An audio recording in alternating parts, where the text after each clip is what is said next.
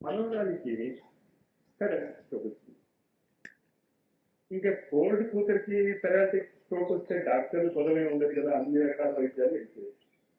చివరికి ఎవరో చెప్పారు, ఇలా ఎడ్గర్ కేసీ ఉన్నాడు, అతని దగ్గరికి వెళ్తే ఆయన అయిపోతుంది.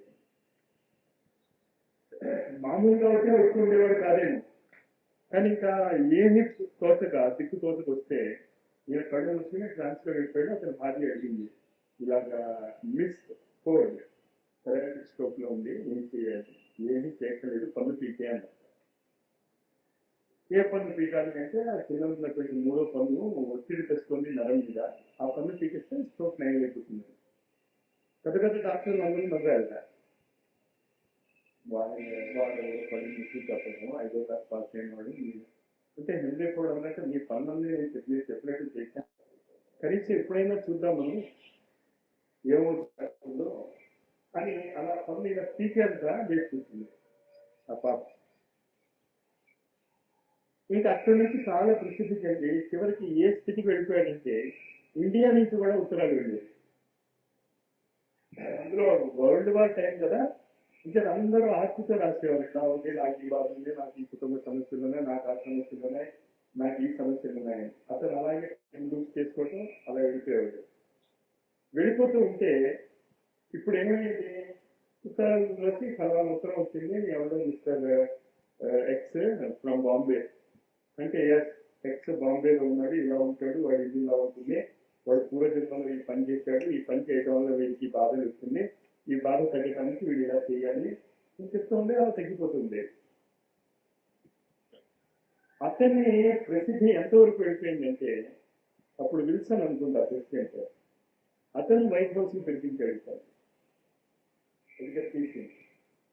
వైట్ హౌస్ ని పిలిపిస్తే అతను అనేక రకాల ప్రిడిక్షన్స్ చెప్పాడు.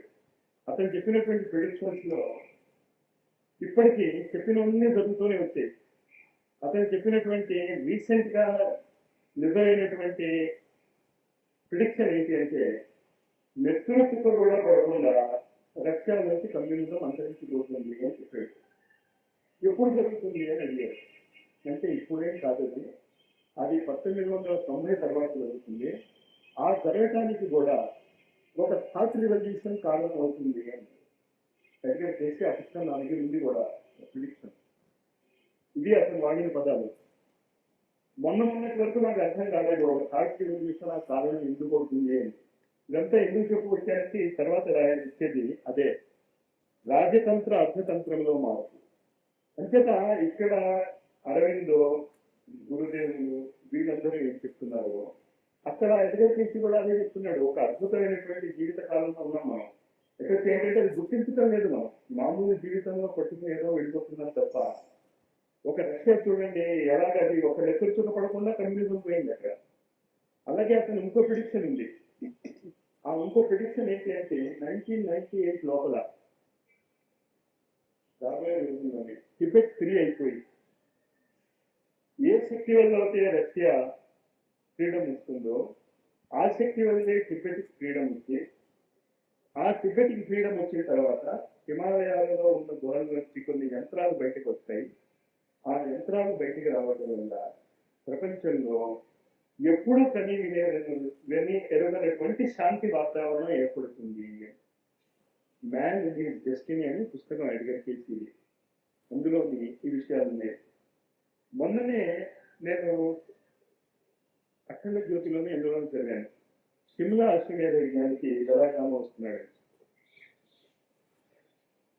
మరి ఆ కలియుగ విచార క్రాంతి, థాట్ రివల్యూషన్ అంటే విచార క్రాంతి కదా, ఇప్పుడు అర్థం అవుతున్నారు. అప్పుడు అర్థం కాలేదు థాట్ రివల్యూషన్ అంటే ఏంటో, సూక్ష్మీకరణ అంటే ఏంటో. ఇక్కడ చెప్తున్నాడు ఆయన స్పష్టంగా, నా ఆలోచన శక్తి ప్రపంచాన్ని మార్చిస్తుంది అని. అది 1940లో చెప్పాడు అతను. ఎక్కడ? వైట్ హౌస్ లో చెప్పాడు ఇలా జరుగుతుంది అని. మరి హిమాలయాలలో, మరి షిమ్లా అంటే హిమాలయాలనే అనుకోవాలి నేను. హిమాలయాలలో ఆ విచార క్రాంతితో దళాయి లామా సంబంధంగా వస్తున్నాడు. ఎడ్గర్ కేసీ ఉన్నటువంటి నీతి కనుక మనం తెలిస్తే ఎంత అద్భుతమైనటువంటి బ్యాక్గ్రౌండ్ కలిగినటువంటి సంస్థతో మనం కలిసి ఉన్నాము, కానీ ఎంతగా మనని మనం గుర్తించుకోలేకపోతున్నామో అర్థమవుతుంది. అంచేత ఈ రాజతంత్ర అర్థతంత్రంలో మార్పు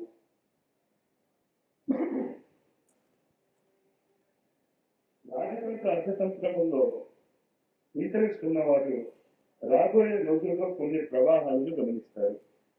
వాటికి అనుకూలంగా సమయానుకూలంగా సమయం ఉండగానే తమను మార్చుకుంటే మంచిది. పేజ్ 30 చదువుతున్నాను నేను.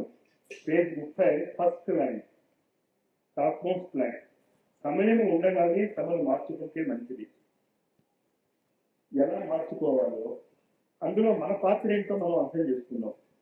ఇప్పుడు గురువు ఏం చేస్తాడో శిష్యుడు అదే చేయాలి. గురువు విచారక్రాంతి చేస్తూ ఉంటే నేను కరక్రాంతి చేస్తాను, నేను తుపాకులు పట్టుకుని యుద్ధం చేస్తాను అంటే మరి ఆ గురువు శిష్యుడు అవ్వమా. అంచేత సమయం ఉండగానే ఎవరిని మార్చుకోమంటున్నారు? రాజతంత్రము అర్థతంత్రంలో మార్పు తీసుకురావాలి అనుకునేటటువంటి యువకులు ఎవరైనా ఉంటే పాలిటిక్స్ లోకి వెళ్ళి ఎకానమిక్స్ లోకి వెళ్ళి నేను పేరు తెచ్చుకోవాలని మీకు ఇంట్రెస్ట్ ఉంటే ఇది చాలా అద్భుతమైనటువంటి టైం. కరెక్ట్ వయసులో ఉన్నారు మీరు యువకులు. 98 నాటికి కనుక మీరు ఈ ఆలోచన శైలిని అర్థం చేసుకుని మమ్మల్ని మార్చేసుకుంటే మీరు లీడర్స్ అవుతారు. ఎప్పుడైనా లీడర్ ఏంటి అంటే కాల ప్రవాహానికి ముందు తను ఉండటం.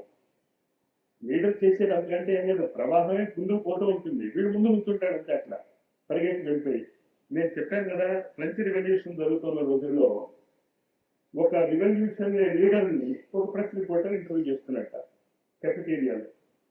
ఇలా ఇంటర్వ్యూ చేస్తున్నారు. ప్రొఫెషన్ అలాగా జై జై అనుకుంటే వెళ్ళిపోతుంది. వీడు మాట్లాడుతున్నాడు, ఇంకొకరు గబుకుని చూస్తే ప్రొఫెషన్ ముందుకు వెళ్ళిపోయింది. ఆగండి, నేను ఆ ప్రొఫెషన్ లీడర్ని, నేను లేకుండా ముందుకు వెళ్ళిపోతున్నారు వాళ్ళు అని చెప్పని వదిలేసి పరిగెత్తుకుని ముందుకు వెళ్ళి ఉంటున్నాడు. అంచేత లీడర్స్ చేసేటటువంటిది ఏంటి అంటే సమయాన్ని గుర్తించి ఆ కాల ప్రవాహానికి ముందు ఉంచాడు. అది చేయమని ఇప్పుడు గురువులు వాళ్ళు అందరూ కోరుకునేది. మహాభారతంలో అర్జునుడిని కోరుకుంటుంది కూడా అదే.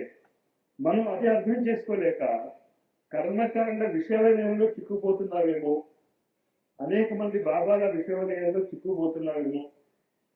ఎందుకంటే ఇప్పుడు బాబాల విషయంలో చిక్కుపోతున్నారేమో అంటే అందరి బాబాలు నేను క్రిటిసైజ్ చేయడం లేదు.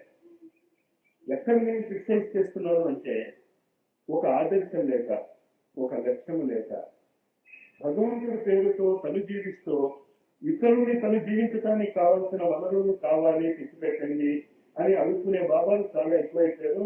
వాళ్ళని గుర్తించడం పెద్ద కష్టమేమీ కాదు.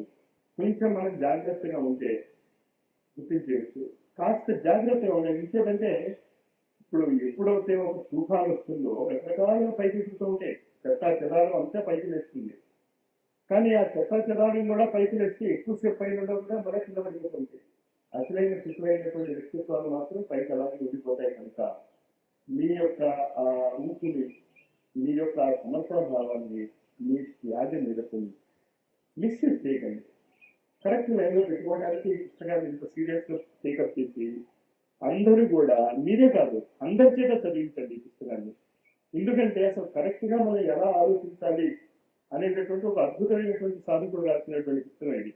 అది ఎప్పుడు ఇంకా నేను సమాజంలోకి రాను, నా చివరి గడియ వచ్చేసాయని నీకు పనులు చెప్పాడు. నేను రానని అడిగాను. దాని తర్వాత ఆయన మానవ సమాజంతో కాంటాక్ట్ లేదు ఆయనకి. ఆయన తర్వాత శరీరం వదిలేశాడు ఆయన. ఈ థాట్ రివల్యూషన్ లో తనలో ఉన్నటువంటి ప్రతి అణువును, 5 కోశాలలో ఉన్నటువంటి అణువుని కూడా పూర్తిగా ఒక సమిధిగా మార్చేస్తున్నాడు. ఆ మార్చేసుకునే విధానం కూడా తర్వాత చెప్తాడు ఆయన. కానీ ఆ మార్పు ఏ విధమైనటువంటి మార్పులు తెస్తుందో జాగ్రత్తగా ఆలోచించుకోండి. ఈ సందర్భంలో మొదటి నిర్ణయము యుద్ధం చేయము అని నిర్ణయించుకుంటారు. ఏ దిశలో ఆలోచిస్తామో దానికి తగిన మార్గం ఖచ్చితంగా దొరుకుతుంది. యుద్ధము అంటే సామూహిక ఆత్మహత్యా ప్రయత్నం గుర్తించాలి. ఇది ఫస్ట్. ఇంకా అసలు మనకి యుద్ధాలు వద్దు. రెండో పారాగ్రాఫ్ చూడండి. రాజనీతిజ్ఞుల మధ్యలో ఉన్న రెండవ సమస్య క్షేత్రవాదం. దేశభక్తి పేరు మీద కేకలు పెట్టవచ్చు. చాలా స్పష్టంగా, చాలా జాగ్రత్తగా. మనకేంటి అంటే ఆల్రెడీ ఒక ప్రీకన్సీవ్ నోషన్స్ ఉంటాయి. అందులో ఎప్పుడే నేను చెప్పాను మీకు అక్కడ భారత మాత అనేటటువంటి ఊపు మీలో రాకపోతే దానికి దీనికి కాంట్రడిక్షన్ లేదు. ఈయన కూడా చాలా విపరీతమైనటువంటి దేశభక్తి కలిగినటువంటి వ్యక్తి. కానీ దేశభక్తి మీద కేకలు పెట్టవద్దన్నాడు ఆయన. దేశభక్తిని మనసులో ఉంచుకో. ఒకే విశ్వము, ఒకే రాష్ట్రము గురించి ఆలోచించండి. నా దేశం అప్పుడు ఎక్కడ ఉంటుందని యోచించకండి, అది బాగా అందరినీ చూపిస్తుంది. మీరు మీ పిల్లలకి, మీ ఫ్రెండ్ సర్కిల్స్ కి మీరు చాలా విస్తృతమైనటువంటి ఈ కాన్సెప్ట్ అందిందండి. ఇదే గొప్ప ముఖ్యం. ఇప్పుడు ప్రతి వాళ్ళు ఏంటనుకుంటున్నారు, నా రాష్ట్రం, నా దేశం, నా దేశం దగ్గర నుంచి నా రాష్ట్రము, నా రాష్ట్రం దగ్గర నుంచి నా జాతి, నా కులము, ఇలా ఏం చేసేసుకుంటున్నాం మనం. ఆ ఒకే రాష్ట్రము అనేటటువంటి బీజము ఒకే కులము అనేటటువంటి బీజంలోకి కింద దిగుతుంది. కానీ దిగటం సహజమే. అది ఇంకేంటంటే బీజము ఒకే అన్న భావన, ఒక సంకల్పం. ఆ ఒకే అన్న సంకల్పము రకరకాలైన ఆర్గనైజేషన్స్ కారణం అవుతుంది. ఆ రకరకాలైనటువంటి ఆర్గనైజేషన్స్ కాస్త మనం పక్కన పెట్టేసుకుని ఒకే విశ్వము, ఒకే రాష్ట్రము గురించి ఆలోచించండి. నా దేశము అప్పుడు ఎక్కడ ఉంటుందని యోచించకండి. ఇప్పుడు ఆలోచించవలసినది శాసనం ఎవరి చేతిలో, ఎంతమంది చేతిలో ఉంటుంది అన్నది. దీనికి సంబంధించిన ఆచరణ యోగ్యమైన సూత్రాలను లెక్కెట్టుకోవాలి. యోగ్యులకు మాత్రమే ఈ బాధ్యత అప్పగించాలి. ఈనాటి ప్రోపగాండా ఆ ఖర్చులలో ఉన్న ఎన్నికల పద్ధతిలో మార్పులు తీసుకువచ్చి శాసనం చేస్తున్నటువంటి పనులు వెనకాల ఈ అదృశ్య హస్తం ఎంత ఎక్కువగా ఉందో ఇప్పుడు మీకు అర్థమవుతుంది. జాగ్రత్తగా చూడండి. ఇది ఎప్పుడు రాయబడింది? 84లో రాసిన పుస్తకం. 84లో రాసింది. ఇప్పుడు జరుగుతోంది. కాస్త జాగ్రత్తగా చూడండి. శాసనం ఎవరి చేతిలో, ఎంతమంది చేతిలో ఉంటుంది అన్నదే. దీనికి సంబంధించిన ఆచరణ యోగ్యమైన సూత్రాలను నేర్చుకోవాలి. యోగ్యులకు మాత్రమే ఈ బాధ్యత అప్పగించాలి. ఈనాటి ప్రోపగాండా ఆది ఖర్చుల్లో ఉన్న ఎన్నికల పద్ధతుల్లో మార్పు తీసుకువచ్చి ఇంగిత జ్ఞానము, బాధ్యత గలవారు మాత్రమే సంచాలన వ్యవస్థ ఏర్పరచగలిగేటట్లు చేయాలి. సర్వసాధారణులకు, స్థానికులకు, పంచాయతీ స్థాయి సరిగ్గా ఏర్పరిచేందుకు మాత్రమే హక్కు ఉండాలి. ఇక్కడ ఏమంటున్నారు, మీ ఏరియా మీరు ఉపయోగించుకోండి, మీ ఓటు హక్కు, మాకే అభ్యంతరం లేదు. కానీ దేశాన్ని పాలించాలి అనేటటువంటి ఓటు హక్కు మాత్రమే ప్రతి ఒక్కరికి ఇవ్వటానికి మీరు ఉండదు. అతి త్వరలో ఆ ఓటు హక్కు మారిపోయి ఓటు హక్కు వేసే అర్హత ఉన్న వాళ్ళకి మాత్రమే ఓటు హక్కు వస్తుంది అనేటటువంటి భవిష్యవాణి మరి ఈ ఎన్నికల్లోనే చూడవచ్చేమో. ఆ ట్రెండ్ అలా ఉంది. ఈ ఎన్నికల్లో కాకపోతే నెక్స్ట్ ఎన్నికల్లో గ్యారంటీగా వస్తుంది. అందరూ ఓటు వేయించడం దీనికి అనవసరం. విచారశీలులు ఓటును పొందగలిగే వారే శాసనతంత్రంలోకి వెళ్ళాలి. ఎవరు పడితే వాళ్ళు ఓటు వేసేస్తే గుండాయిజంకి ఓటు వస్తుంది. అంచేత ఓటు ఎవరు వేయాలి ఆలోచించగలిగి, ఎవరు రాజ్యాన్ని కరెక్ట్గా చేయగలరు అనే ఆలోచన ఉన్న వాళ్ళకి ఓటింగ్ హక్కు ఉంటే ఎవరు కరెక్ట్ వాడిని ఎన్నుకోగలరు. కానీ అసలు ఓటరితో ఏంటో తెలియని వాళ్ళకి చాలా పోయించేసి వాళ్ళ ద్వారా మేము గెలిచిపోయాం అనుకునేటటువంటి ఓటు హక్కుకి అర్థం లేదు అని అందరికీ అర్థం అవుతుంది కదా.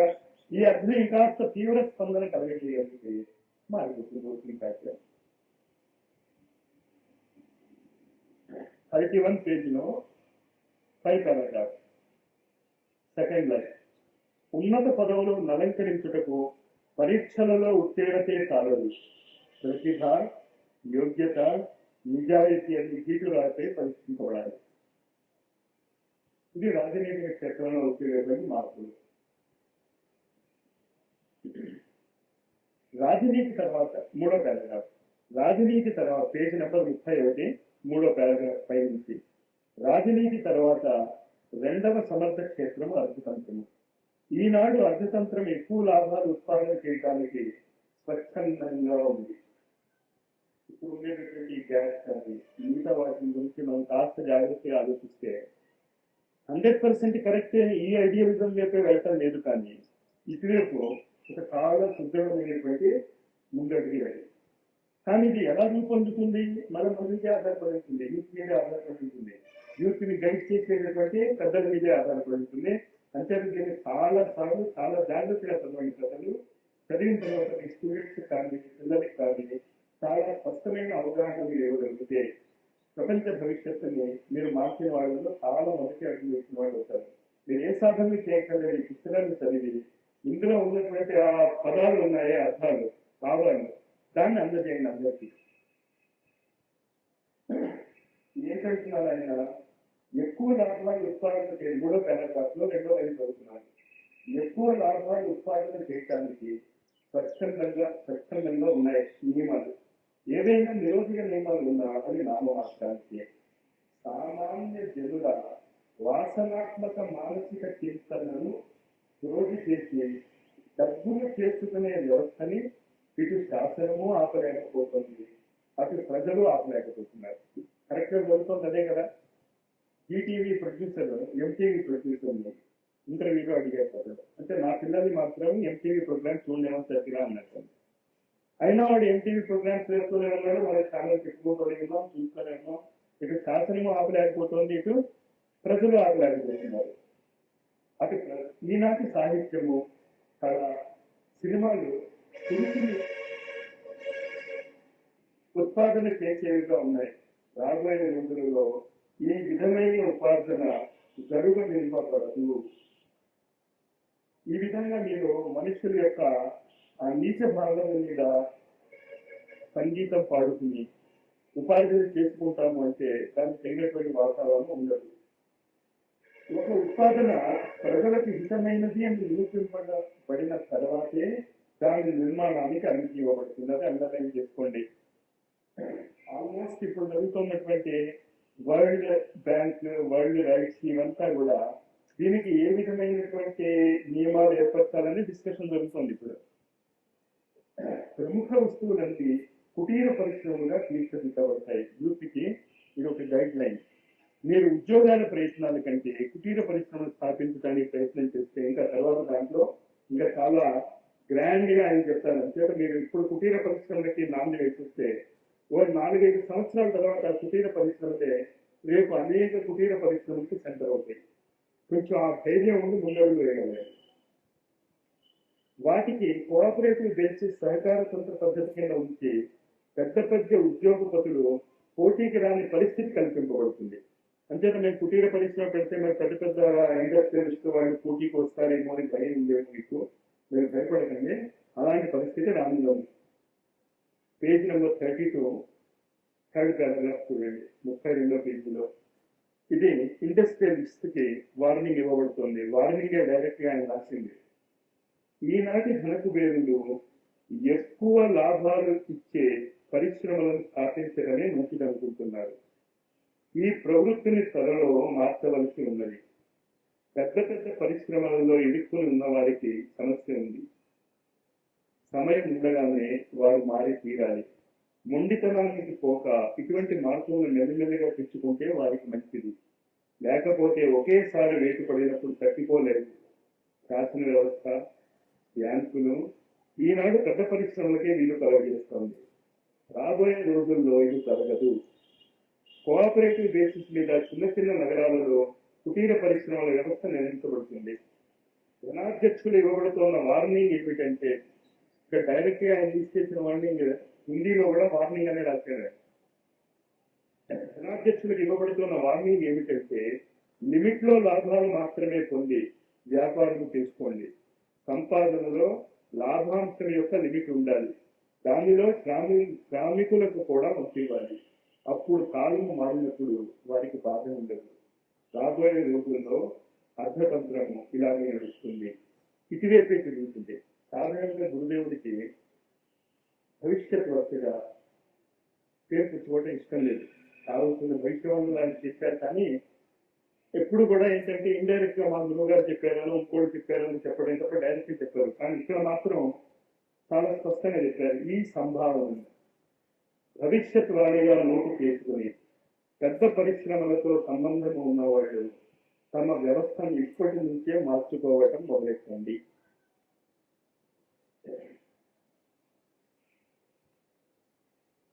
పేజ్ నెంబర్ 34 ఎకనామిక్స్ లో రూల్స్ ఎలా మారుతాయో చూస్తున్నారు ఆయన. పేజ్ నెంబర్ 34 పైనుంచి 3వ లైన్.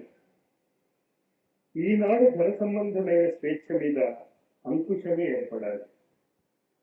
రాబోయే అర్థతంత్ర స్వరూపం ఇలాగే ఉంటుంది. దీన్ని కాస్త జాగ్రత్తగా అర్థం చేసుకోండి.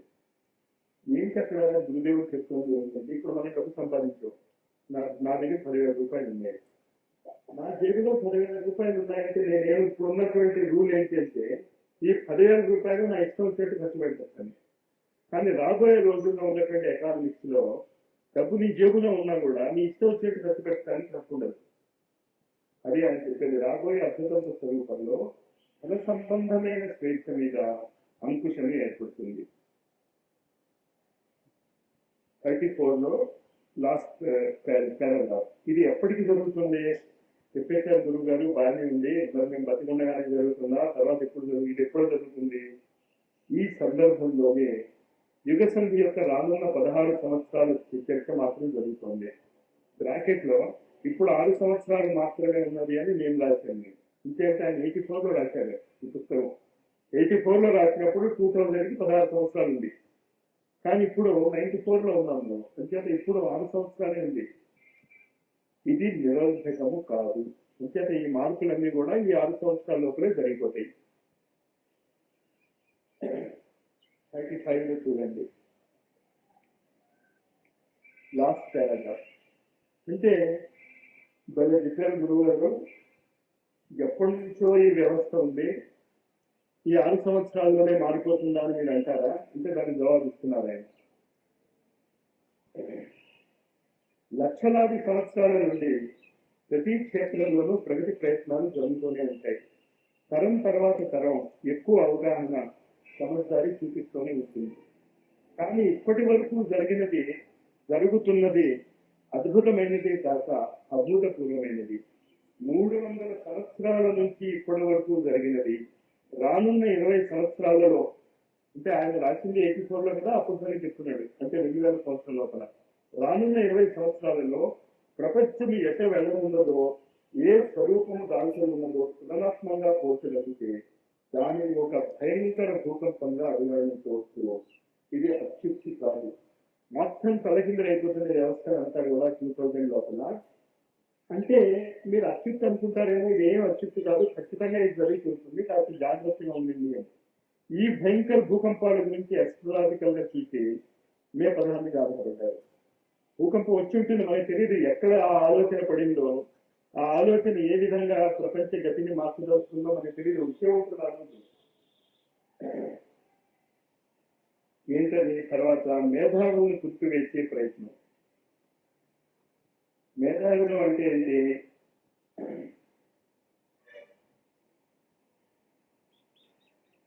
ఋషి, ముని, మనీషి, దార్శనికులు సమాజంలో సర్వోచ్చ వర్గంగా భావించబడేవారు. ఒకప్పుడు ఋషులు, మునులు, మనీషులు, దార్శనికులు. వారి ప్రతిపాదన శాసనాధ్యక్షులకు, ధనాధ్యక్షులకు, అన్యోన్య విశిష్ట వర్గములకు మాన్యమయ్యేది. ఒకప్పుడు ఏంటి అంటే రాజులకు, డబ్బున్న వాళ్ళకి కూడా ఈ ఋషులు చెప్పింది, వాళ్ళు చెప్పింది వేదవాక్యం. వాళ్ళు ఏ విధంగా నడుచుకోమంటూ ఉంటే ఆ విధంగా నడుచుకుంటూ ఉండేవారు. మెల్లిగా ఇప్పుడు ఋషి ముని సాంప్రదాయం మొత్తం ఎగిపోయింది. మనీషులు అంటే మేధావి వర్గం ఏమైపోతుంది, డబ్బున్న వాళ్ళకి బానిసలు అయిపోతున్నారు. ఇప్పుడు సైంటిస్టులు ఉన్నారు మేధావి వర్గం వాళ్ళు. కానీ ఈ మేధావి వర్గం ఏం చేస్తుంది, ఆ శాసనాధ్యక్షులు కానీ డబ్బున్న వాళ్ళు కానీ ఏది కనిపెట్టమంటే అది కనిపెడుతున్నారు తప్ప మిగతా కనిపెట్టడానికి వాళ్ళ శక్తిని ఉపయోగించుకోవడం లేదు. అలాగే రచయితలు ఉన్నారు, వాళ్ళు పుస్తకాలు రాయాలి. ఎటువంటి పుస్తకాలు రాయాలి? వాళ్ళు అద్భుతమైనటువంటి పుస్తకాలు రాయొచ్చు, కానీ వాళ్ళు అలాంటి పుస్తకాలు రాస్తే ఎవరు కొనరని చెప్పి ఈ ప్రింట్ చేసేటటువంటి వాళ్ళు ఏం చేస్తారు, మీరు సమాజంలో మామూలు రకమైనటువంటి అభివృద్ధి కలిగినటువంటి సాహిత్యమే ఎక్కువ మంది చదువుతారు కనుక అలాంటి సాహిత్యాన్ని మీరు క్లోజ్ చేయండి అంటే రచయితలు రాయగలిగినప్పటికీ కూడా వాళ్ళు ఏం చేస్తున్నారు, డబ్బున్న వాళ్ళకి, ఆ ప్రెస్ పెట్టిన వాళ్ళకి దాసోహం అయిపోయి వీళ్ళ వ్యక్తిగతమైనటువంటి ఆలోచనలు మర్చిపోయి వాళ్ళు ఎలా రాయాలంటే అలా రాస్తున్నారు. అందుకని ఇప్పుడు ఏం చేస్తారు, మేధావులను తుంపివేసే ప్రయత్నం.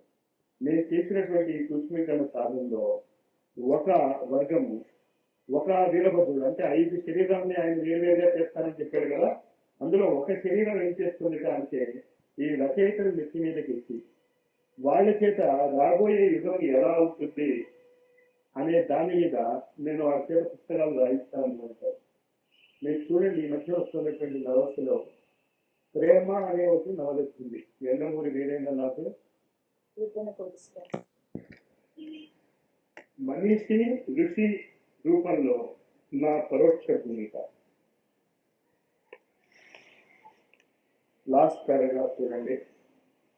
ముని ఋషి అనే రెండు వర్గాలు ఆధ్యాత్మ క్షేత్ర పుజులు అనేది ప్రవహించాలి. అంటే ఋషి అన్న ముని అన్న ఈ రెండు రకాలైనటువంటి శక్తులు కూడా ఏ క్లాసిఫికేషన్ లో వస్తాయంటే ఆధ్యాత్మిక క్షేత్రము అనే వర్గీకరణలో వస్తాయి. ఋషి శరీరం యొక్క చేతనాత్మక అనుసంధానము తపశ్చర్యల ద్వారా చేసి ఆ ఫలితాలను జన సముదాయాల లాభం వరకు అందజేసేవారు. కాస్త జాగ్రత్తగా గత 18 రోజులుగా మనం చేసేటువంటి ప్రయత్నాలు ఆ శిబిరం యొక్క పేరు కనుక మీరు కాస్త జాగ్రత్తగా అర్థం చేసుకోగలిగితే మనము ద్వారా గురుదేవుడు ఏ విధమైనటువంటి మార్పులు సమాజానికి అందజేయడానికి ప్రయత్నిస్తున్నారో మీకు అర్థమవుతుంది. ఏం చెప్తున్నారు ఇక్కడ? ఋషి తన శరీరం యొక్క చేతనాత్మక అనుసంధానం తపశ్చర్యల ద్వారా చేసి ఆ ఫలితాలను జన సముదాయాల లాభం వరకు అందజేసేవారు. మనం ఇప్పుడు చేసేటటువంటి పంచమతి సాధన కానీ, ప్రత్యేక భేదనం కానీ, అతి బంధుభేదనం కానీ, లేకపోతే అశ్వమేధ గోమేధ సర్వమేధ నరమేధ యజ్ఞాలు కానీ, ఇవంతా ఏంటి? లేకపోతే యజ్ఞం చేసి సూర్యుడు యొక్క శక్తిని మనం కింద దింపడానికి చేసేటటువంటి ప్రయత్నం. ఇవంతా కూడా ఆ రుచిలో ఒకప్పుడు హిమాలయాలు కూర్చొని చేసేటటువంటి ప్రయత్నాలు. ఈనాడు ఇంటింటికి వెళ్ళి చేయమని ఎందుకు చెప్తున్నారంటే అంతగా వాతావరణం పొల్యూట్ అయిపోయింది. వాళ్ళు ఒక్క శక్తి సరిపోదు. ప్రతి చోట ఈ క్లెన్సింగ్ ప్రాసెస్ మనం స్టార్ట్ చేస్తే ఏదైనా లాభం అవుతుంది. చేత మన భూమికి ఆయన ఎక్కువ పుచ్చుకుంటారు. మీరందరూ కూడా ఆ రుచుల యొక్క సంతతే. మీరందరూ కూడా ఆ కార్యక్రమాల కోసం పుట్టారు. కానీ లారీ మహాశయ లాంటి వ్యక్తికి కూడా 42,000 వరకు తెలియలేదు. స్వయంగా గురుదేవుడికి, ఎలాంటి గురుదేవుడికి? కబీర్ దాసు, సమర్థుడు రామదాసు, రామకృష్ణ పరమహంస లాంటి చేతనత్వాన్ని దింపుకున్నటువంటి మహాత్ముడు కూడా తన 16 వరకు తెలియదు ఆయన మొదలు కూడా. ఆయన గురువు వచ్చి చెప్తే మళ్ళా సాధన చేస్తే ఏం చేయాలో అర్థమైంది.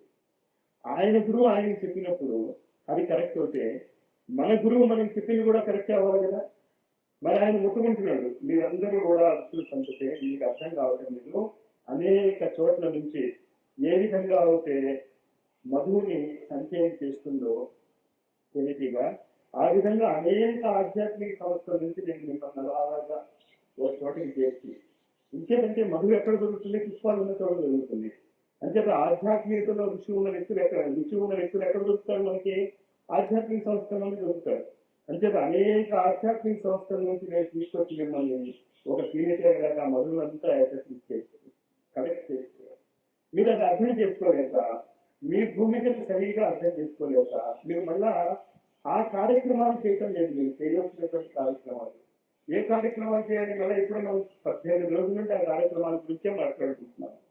ఇవాళ సాయంత్రం అందుకే ఈ క్లాస్ అయిపోయాక మళ్ళీ నేను సీతారాం చదువుతున్నాను. మీరు ఇంకేం మాట్లాడవద్దు, ఒక క్వశ్చన్ రాయి, వాళ్ళ ఆన్సర్ రాయండి. అది రాయటం నేర్చుకోండి అంతే తప్ప ఎక్స్ప్లెనేషన్ ఎవరికి ఇంకా సీతారాం నాకు ఇక్కడ కనిపించడం లేదు, ఏం పర్వాలేదు. ఆ క్లాస్ టైంకి మళ్ళా అవతరణ జరుగుతుంది. అది జరిగినప్పుడు అతన్ని మీరు ఉపయోగించుకోండి. గురువు గారి సూక్ష్మీకరణ సాధన ఉపయోగించుకున్నట్టే సూక్ష్మీకరణకు చెందిన సీతారాన్ని మీరు ఎలా ఉపయోగించుకోవాలంటే రాగానే ఆ క్వశ్చన్స్ రాసుకోండి. తెల్ల కాగితాలు తీసుకోమని చెప్పారు. తీసుకుని ఆ క్వశ్చన్స్ రాసి ఆ క్వశ్చన్స్ ఆన్సర్ రాయండి. రేపు పొద్దున్న లేవగానే రాయండి, రేపు సాయంత్రం రాయండి. 4 రోజులు మీరు ఆ క్వశ్చన్స్ ఆన్సర్ రాయండి. ఋషికంత జీవన సాధన మీకు అర్థమైపోయినట్టే. అప్పుడు అసలు నిజంగా జీవితాన్ని ఎలా మార్చుకోవాలో మీకు అర్థమవుతుంది. ఇది ఋషి చేయాల్సిన పని. ముని అనేవాడు ఒకడు ఋషి, ఒకడు ముని. ఇప్పుడు ముని చేయాల్సింది చెప్తున్నారు. ముని చింతన, మనన, స్వాధ్యాయుల ద్వారా జనమానస పరిష్కారం చేస్తాడు.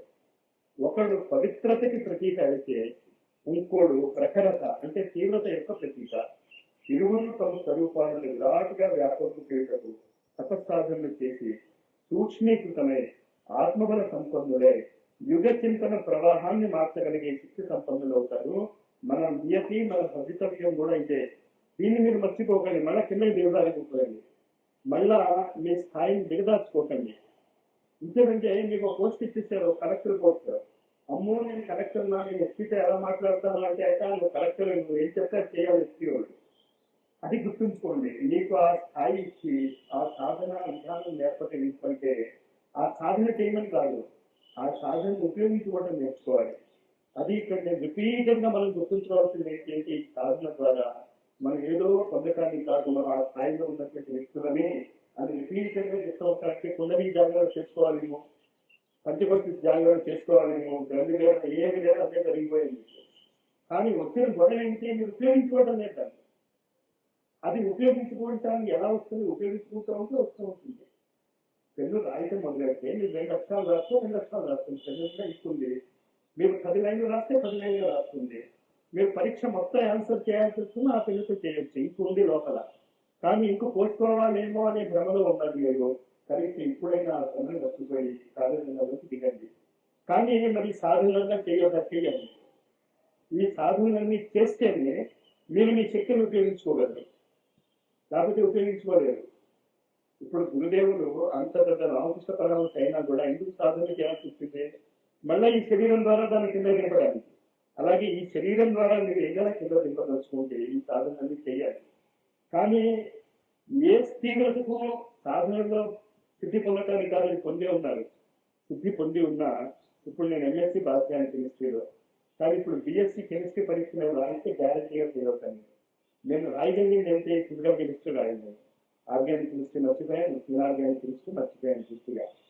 గబుక్కుని ఇప్పుడు నాకు ఇనార్గానిక్ కెమిస్ట్రీ రాసుకోవాలంటే నేను మెడికల్ లీవ్ పెడతాను, ఇంకేంటో నేను చెప్పలేను. అలాగే ఈ సాధనలన్నీ మనం ఒకప్పుడు చేసుకున్నప్పటికీ కూడా మళ్ళా ఇప్పుడు దాన్ని ఉపయోగించుకోవాలంటే కొంచెం కొంచెం పరిమాణంలో ఈ సాధనలు మళ్ళా మనం రిపీట్ చేసుకోవాలి, రిపీట్ చేసుకుంటూ ఉండాలి. దాన్ని ఎప్పుడు కూడా ఆసనాలు వేసేవాళ్ళు కూడా నా ఉద్దేశం 2 సంవత్సరాలు నడిస్తే మన వాళ్ళు ఇబ్బంది పడతారేమో కదా. అంటే నేను ఆసనాల్లో ఎక్స్పర్ట్ అయిపోయాయని చెప్పి మానేది కదా. అలాగే ఈ సాధనలు మానేస్తే మనం చేసిన తప్పు.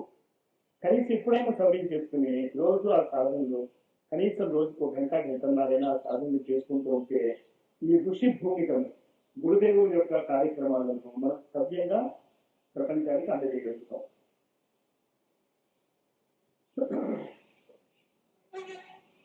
పేజీ నంబర్ 45, రెండో పారాగ్రాఫ్. పేజీ నంబర్ 45, రెండో పారాగ్రాఫ్. నేను ఇక్కడ పూర్వమే చెప్పాను, నవయుగము విచార శోధన వల్ల మాత్రమే వస్తుంది. క్రాంతి నెత్తురు తుపాకీల వల్ల కాక ఆలోచనలు ఢీకొంటే వస్తుంది. ఈ ఆలోచనలు ఢీ అనే హెడ్డింగ్ ఎప్పుడు పడుతుందో ఈనాడు నాకు తెలియదు. కానీ సాధారణంగా ఏం పడుతూ ఉంటుందంటే కారు లారీ ఢీ అనో ఏదో పడుతూ ఉంటుంది కదా. కానీ హెడ్డింగ్ ఏం రావాలన్నమాట, ఇది రావాలి, ఆలోచనలు ఢీకొంటే వస్తుంది. ఇక్కడ అస్ట్రాలజికల్ నాలెడ్జ్ ఉన్న వాళ్ళకి పెద్ద ప్రాబ్లం వస్తుంది.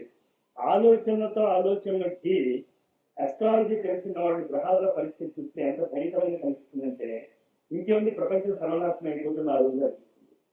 ఆలోచనలో ఢీ పట్టుకుంటే నిజంగానే ప్రపంచం తలకిందులైపోతుంది. ఎలా తలకిందులైపోతుంది? ఒక గురువు దగ్గరికి ఒక పల్లెటూరు వాడు వచ్చాక, గురువుగారు నేను చాలా బాధలో ఉన్నాను. ఏంటయ్యా నీ బాధ అన్నాడు. తర్వాత చెప్పండి, నేను సాల్వ్ చేపిస్తాను. మా ఊళ్ళో ఒక ఆస్తికుడు ఉన్నాడండి, ఒక నాస్తికుడు ఉన్నాడండి. పొద్దున్న ఆస్తికుడు వచ్చి ఏదో చెప్తాడు, నాస్తికుడు దాన్ని సాయంత్రం తప్పు అంటాడు. లేదా పొద్దున్న నాస్తికుడు వస్తే సాయంత్రం ఆస్తికుడు వచ్చి దాన్ని తప్పు అంటాడు. చివరికి మనంతా కన్ఫ్యూజ్ అయిపోయాను, ఏం చేయాలో మనకు అవసరం లేదు.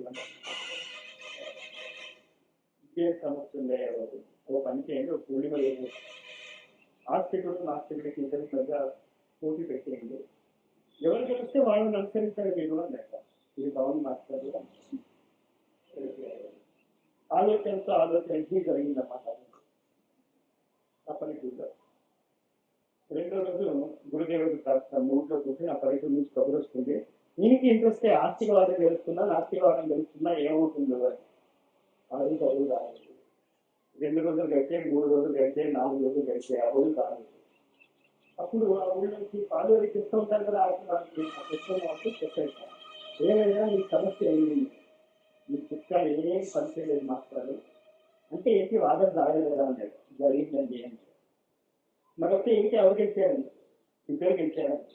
అదే ఇద్దరు గెలవటం ఎలా జరుగుతుందండి అంటే ఇప్పుడు మా ప్రాబ్లం ఏంటంటే ఆస్తికుడు నాస్తికుడు చర్చించుకున్న తర్వాత రోజు రాత్రి ఆస్తికుడు నాస్తికుడు అయిపోయాడు, నాస్తికుడు ఆస్తికుడు అయిపోయాడు, కానీ మా సమస్య అలాగే ఉంది అంచేత ఈ ఆలోచనతో ఢీ కొట్టినప్పుడు ఏమవుతుందంటే తన కింద అయిపోతూ ఉంటాడు, వ్యక్తి మారిపోతూ ఉంటాడు, వాడు మారిపోతూ ఉంటాడు. అది చెప్తున్నాడు. అంతేత నవనిర్మాణము సదాలోచన ప్రతిష్టాపన వల్లే సంభవం. ఇంతవరకు సమాజంలో గ్రహించిన పుళ్ళు తెలివైన వారి వల్లనే జరిగింది. వేష కలహాలలో జాతివాదము మతవాదము వ్యాపక నరసంహారములలో బుద్ధిజీవి వర్గమే ప్రముఖ పాత్ర వహించింది. వారిని సన్మార్గగాములు అయి ఉంటే, వారి అంతఃకరణలో పరిశ్రమగా ఉండి ఉంటే, తపశక్తి సంబరము వారికి వహించి ఉంటే, వారి విధేయాత్మక ఆలోచన ప్రవాహానికి జన్మ ఇచ్చి ఉండేవారు, సత్సాహిత్య రచన చేసి ఉండేవారు, అటువంటి ఆందోళనలు ఉద్యమాలు నడిపి ఉండేవారు. ఇట్లా నీచే యొక్క సూపర్ మ్యాన్ స్వరూపమైన అభిలాషుడిని తనలో సాకారం చేసుకోదలుచుకున్నప్పుడు మొట్టమొదట సంపూర్ణ రాష్ట్ర ఆలోచన సరళిని అభివృద్ధిపై అధ్యాపక వైజ్ఞానిక వర్గము నాజీవాదం యొక్క సమర్థకంగా మారాడు. దాని కారణము అతను రాసిన న్యూస్. ఆ తర్వాత సంపూర్ణ దేశం యొక్క పాఠ్య ప్రణాళిక న్యూస్ పేపర్స్ యొక్క దిశ తన అనుకూలత మార్చేశాడు. ఈ క్యాంప్ ఉద్దేశం కూడా అదే. గురుదేవుల యొక్క శిఖర జీవిత విధానం ఎలా ఉంటుందో ఒక నిత్య జీవిత పాఠనాక్రమంగా మనం దాన్ని సాధించవచ్చా కాదు అనేటువంటి ప్రయత్నం ఇప్పుడు మనం చేసుకుంటున్నాం. దీన్ని కాస్త విశిష్టంగా మనం రూపొందించుకోగలిగితే ఆ గురుదేవుడు చెప్పినటువంటి ఆలోచన క్రమాన్ని చాలా ఈజీగా మనము దూకేయవచ్చు. మన అలాగే కార్య మార్చని చిన్న పుస్తకం రాశాడు. ఎలాంటి పరిస్థితుల్లో రాశాడో గుర్తుంచుకోలేదు. ఎలాంటి పరిస్థితుల్లో రాశాడు అంటే అతను లండన్ లో రాయల్ సొసైటీ లైబ్రరీలో రాయల్ అనే లైబ్రరీ అక్కడ పొద్దున్న అడిగాడు ఏంటంటే బ్రిటిష్ మ్యూజియం అక్కడ కూర్చుని ఎంతో ప్రకారంలో వాడు పుస్తకాలన్నీ తిరిగిస్తూ ఉంటే వాడు అయితే అక్కడ ఉన్నటువంటి వాడు విసిగెత్తి ఎక్కడ